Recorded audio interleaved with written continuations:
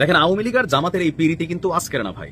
Political দল হিসাবে প্রত্যেকটা দলের সাথে প্রত্যেকটা দলের নেতাদের কর্মীদের ভালোবাসা থাকাই উচিত। তবে এই মুহূর্তে আওয়ামী লীগের সাথে ভালোবাসা এটা এই মুহূর্তে বড়ই বিপজ্জনক। আর যেটা গোপনে গোপনে চলে সেটাতে ঝামেলা নাই, প্রকাশ হয়ে গেলেই কিন্তু ঝামেলা।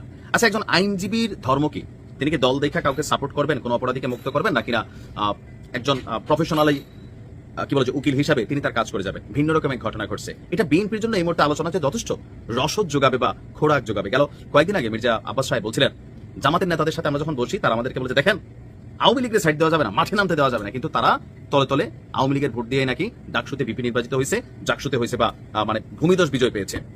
এই আলোচনা সমালোচনা যখন চলছে, এর মাঝখানে একদম হাতে কলমে প্রমাণ একটা চলে আসছে। সেটা হচ্ছে জুলাই আন্দোলনের সময় ঢাকার কলাবাগান এলাকায় বৈষম্য বিরোধী ছাত্র আন্দোলন সহ সমন্বয়ক সালাউদ্দিন জাবেদকে মারধর সহ হুমকির মামলায় ছাত্রলীগের কলাবাগান শাখার সাবেক সহসভাপতি সাদাফ আহমেদ অনিক এবং শাহবাগ থানা ছাত্রলীগের সাবেক যুগ্ম আহ্বায়ক মোস্তফা কামালকে গ্রেপ্তার দেখানো হয়েছে।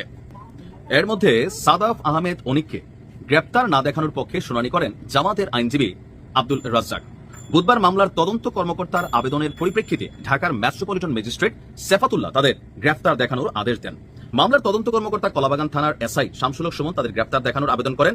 আদালতে আসামিদের উপস্থিতিতে শুনানি দিন বুধবার ধার্য করা হয়েছিল, আর শুনানিকালে তাদের আদালতে হাজির করা হয়।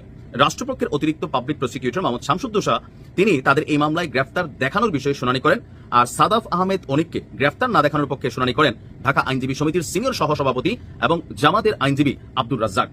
তার দাবি, এই আসামির দলীয় কোনো পদপদবি নেই। পরে আদালত তাদের গ্রেফতার দেখানোর আদেশ দেন বলে জানিয়েছেন মানে পাবলিক প্রসিকিউটর যিনি আছেন। মামলার বিবরণ হচ্ছে, জুলাই আন্দোলনের সময় 17 জুলাই সকাল 10টার দিকে সালাউদ্দিন জাবেদ পূর্ব নির্ধারিত কর্মসূচিতে অংশগ্রহণের জন্য রাসেল স্কয়ার থেকে সায়েন্স ল্যাবের দিকে যাচ্ছিল। প্রতিমধ্যে কলাবাগান ল্যাবের স্পেশালাইজড হাসপাতালের সামনে যুবলীগ ছাত্রলীগ নেতাকর্মীরা মোবাইল চেক করে ভিডিও পরে তাকে মারধর করে, হুমকি টুমকি দেয়, আর এটা নিয়ে একটা মামলা হয়। এখন জামাতের আইনজীবীর কি আসলে কোনো অপরাধ হয়েছে?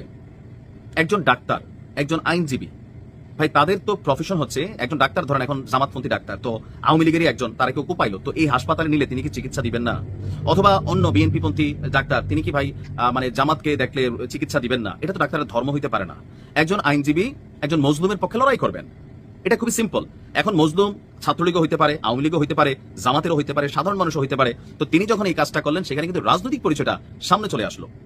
এখন এটা নিয়ে আমার কাছে মনে হয় তিনি তার আইনি যে দায়িত্ব সেটা পালন করেছেন। আবার হইতে পারে সামহাও তলে তলে অন্য কোনো পিড়িতে আছে কিনা সেটা আমরা জানি না, বাট প্রফেশনালি তার এটা দায়িত্ব। তো সেই ক্ষেত্রে তিনি হয়তো তার দায়িত্ব পালন করেছেন। বাট এই মুহূর্তে যেহেতু জামাত আওয়ামী লীগ তলে তলে আতাত, এই বিষয়গুলো মার্কেটে খুব বেশি আলোচনায় আছে, আর এর মাঝখানে এই ঘটনা ঘটছে, বিএনপিও সমালোচনা করছে, চাকসুতে নির্বাচনীয় চাঞ্চল্যকর অবস্থা, সেই কারণে এটা আলোচনার মধ্যে নতুন রসদ জুগিয়েছে। আসলে কি জামাতের সাথে